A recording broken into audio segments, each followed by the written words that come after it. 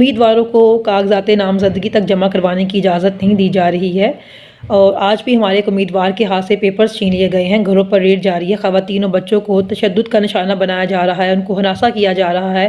امیدواروں کو اغوا کیا جاتا ہے، پھر کچھ دنوں کے بعد جب وہ ایک بیان ریکارڈ کروا دیتے ہیں یا پریس کانفرنس کر دیتے ہیں، سیاست سے لا تعلقی کا اظہار کر دیتے ہیں تو ان کو چھوڑ دیا جاتا ہے۔ ایسے ہی آج امجد نیازی صاحب کے ساتھ بھی کیا گیا ہے، اور جو اتنے ماہ سے ملک کے اندر ظلم و جبر بربریت جاری ہے،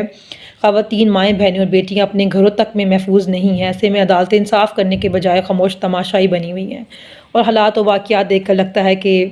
آگے بھی ان سے امید رکھنا فضول ہے۔ تمام سرکاری اور ریاستی وسائل کو استعمال کر کے، تمام طاقت کو استعمال کر کے صرف ایک بھگوڑے لاڈلے پرو میکس اور اس کی ذہنی مریض بیٹی کو ملک پر مسلط کرنے کی کوشش کی جا رہی ہے۔ ایسے میں تمام طرح کے حالات سے مقابلہ کرنے کے لیے خود کو ذہنی طور پر تیار کر لیں۔ پی ٹی آئی کی خوبصورتی یہ ہے کہ یہاں پہ مورسی سیاست نہیں چلتی ہے، اس لیے میں ریکویسٹ کروں گی کہ زیادہ سے زیادہ امیدوار اپنے کاغذات نامزدگی جمع کروائیں، کیونکہ اس بار عوام امیدوار دیکھ کر نہیں بلکہ بلے کا نشان دیکھ کر ووٹ دے گی۔ اور میں یہ بھی درخواست کرنا چاہوں گی اپنے اوورسیز پاکستانیوں سے